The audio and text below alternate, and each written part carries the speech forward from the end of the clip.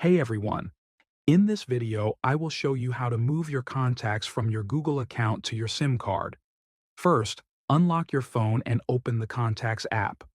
When the app opens, look at the top right corner and tap on Settings. This will open the menu where you can manage your contacts. Now scroll down until you find the option called Import or Export Contacts. Tap on it. You will now see a list of all the Google accounts that are signed in on your device. Select the account that has the contacts you want to move. Once you select it, the account name will disappear from the screen. Right after that, you will see an option that says Copy Contacts to.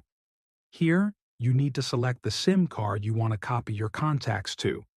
If your phone has two SIM cards, choose the one you want to use. Next, your phone will show you a full list of all your contacts. Go through the list and tap on the contacts you want to move. If you want to move all of them, you can select them all. Once you are done selecting, tap on OK. Your phone will now copy the selected contacts to your SIM card. Thanks for watching.